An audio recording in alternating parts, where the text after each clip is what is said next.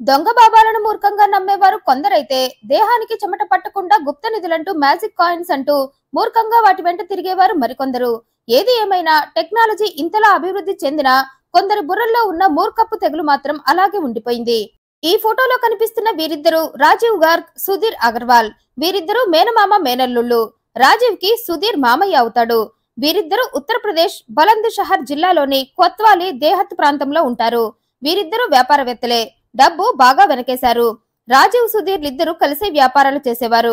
అయితే రాజీవ్ మాత్రం ఓ పక్క వ్యాపారం చేస్తూనే మరో పక్క ఓ పబ్లిక్ సర్వీస్ సెంటర్ ని నడిపేవాడు. అందులో పనివారు అవసరం కావటంతో కొందరు ఉద్యోగుల్ని పెట్టుకున్నాడు.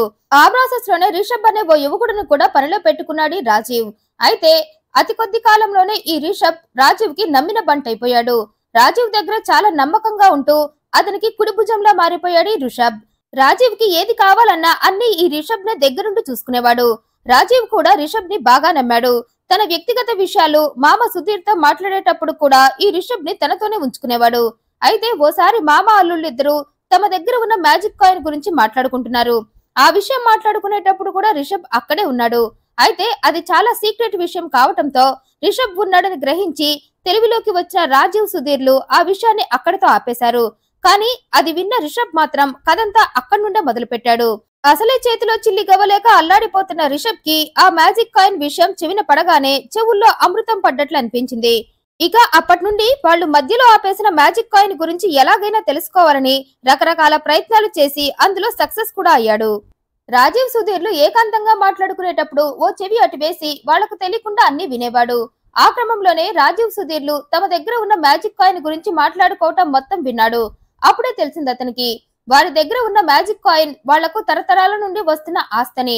పైగా ఆ కాయిన్ వల్ల కోట్లల్లో డబ్బు వచ్చి పడుతుందని, ఆ మ్యాజిక్ కాయిన్ ఉంటే ఇంట్లో డబ్బుల వర్షం కురుస్తుందని, పట్టిందల్లా బంగారం అవుతుందని వాళ్ళ మాటల ద్వారా తెలుసుకున్నాడు ఈ రిషబ్. ఆ కాయిన్ కి అంతర్జాతీయ మార్కెట్ లో చాలా డిమాండ్ ఉందని, దాన్ని అమ్ముకున్న కోట్లలో డబ్బు వస్తుందని కూడా తెలుసుకున్నాడు.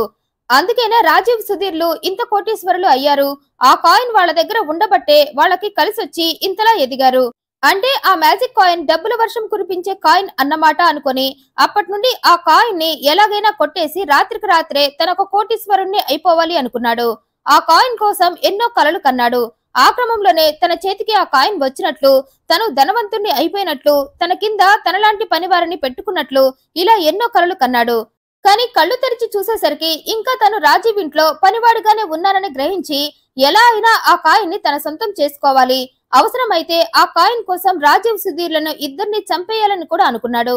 అయితే వాళ్ళని చంపటం కంటే ముందు అసలు వాళ్ళిద్దరూ ఆ కాయిన్ ని ఎక్కడ దాచారో తెలుసుకోవాలి అనుకుని వారిద్దరూ మాట్లాడుకుంటున్నప్పుడు విని ఆ కాయిన్ ని ఇద్దరు ఎక్కడ దాచింది తెలుసుకున్నాడు. అయితే తనకి ఆ కాయిన్ ఇవ్వమని డైరెక్ట్ గా వెళ్లి అడిగితే ఇద్దరు తనని వాచిపోయేలా కొడతారని రిషబ్ కి తెలుసు కాబట్టి ఆ కాయిన్ కోసం సైలెంట్ గా వైలెన్స్ ని సృష్టించి ఇద్దరి చీటి చింపేయాలి అనుకున్నాడు.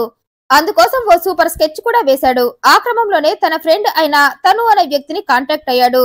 అతనికి ఆ మ్యాజిక్ కాయిన్ గురించి మొత్తం చెప్పి రాజీవ్, సుధీర్లను చంపి ఆ తర్వాత ఆ కాయిన్ దక్కించుకొని కోటీశ్వరులం అయిపోదామన్నాడు. దానికి ఫ్రెండ్ కూడా సరే అన్నాడు. అయితే ఇద్దరు కథ ముగించాలి అంటే అందుకు సరైన టైం రావాలి అనుకున్నాడు రిషబ్. ఆ టైం కోసం ఎదురు చూశాడు. ఈలోగా రిషబ్ కి డబ్బు అవసరమైంది. దీంతో 70,000 దాకా రిషబ్ బయట అప్పు చేశాడు. అయితే కొన్నాళ్ళకి ఆ అప్పుని తీర్చమని డబ్బిచ్చిన వారు ఒత్తిడి తెస్తూ ఉండటంతో ఆ డబ్బుని ఓనర్ రాజీవ్ ని అడిగాడు రిషబ్. అయితే రాజీవ్ మాత్రం వెంటనే ఆ డబ్బు ఇవ్వలేదు. కొద్ది రోజులాగి ఇస్తా అని చెప్పాడు. దీంతో మళ్ళీ అడిగాడు రిషబ్. అప్పుడు కూడా ఇంకో 5 రోజులు టైం పడుతుందన్నాడు. డబ్బంతా వేరే చోట ఇన్వెస్ట్ చేశా అన్నాడు.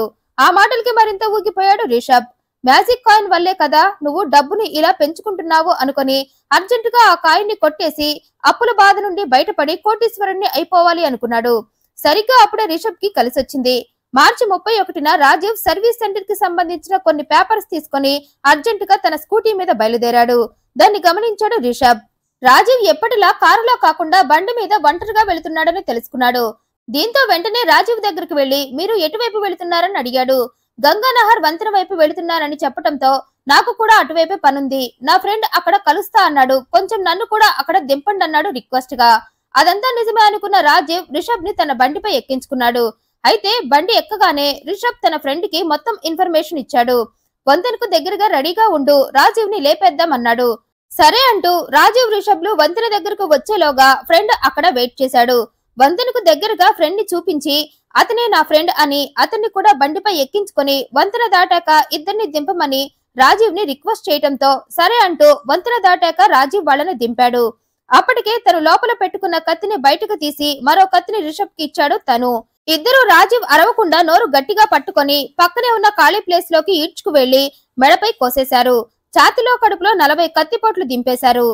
దీంతో స్పాట్ లోనే చనిపోయాడు రాజీవ్. అతన్ని చంపాక శవాన్ని అక్కడే ఓ మూల పడేసి సుధీర్ ని చంపాలని బయలుదేరారు. ముందుగానే ప్లాన్ చేసుకున్న ప్రకారం రిషబ్ సుధీర్ ఆఫీస్ కి వెళ్లి రాజీవ్ యాక్సిడెంట్ అయి చనిపోయాడు, వెంటనే నాతో రండని చెప్పి అతన్ని మళ్ళీ అదే వంతెన దగ్గరకు తీసుకువెళ్లాడు.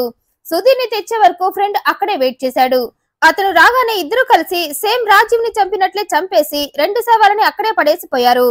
అయితే బయటికి వెళ్లిన ఇద్దరు ఇంటికి రాకపోయేసరికి ఇద్దరు ఫ్యామిలీ మెంబర్స్ పోలీస్ స్టేషన్ లో మిస్సింగ్ కేసు పెట్టారు.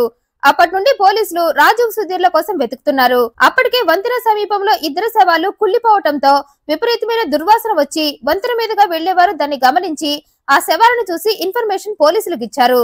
దీంతో పోలీసులు 2 శవాలని హ్యాండ్ ఓవర్ చేసుకుని ఆ శవాలు రాజీవ్ సుధీర్లవిగా కన్ఫర్మ్ చేసి విషయాన్ని ఫ్యామిలీ మెంబర్స్ కి చెప్పారు. ఇక అప్పటి నుండి ఆ ఇద్దరిని ఎవరు చంపారా అని ఆ శవాలు దొరికిన ప్రాంతంలోని 200కు పైగా సీసీటీవీ ఫుటేజ్ లను పరిశీలించగా అందులో వారికి రాజీవ్ బండిపై పనోడు రిషబ్ తను వెళ్లినట్లు తెలిసి ఇద్దరిని అదుపులోకి తీసుకుని తమ స్టైల్లో విచారించేసరికి ఇద్దరం తామే రాజీవ్ సుధీర్లను కలిసి చంపేశామని ఒప్పుకున్నారు.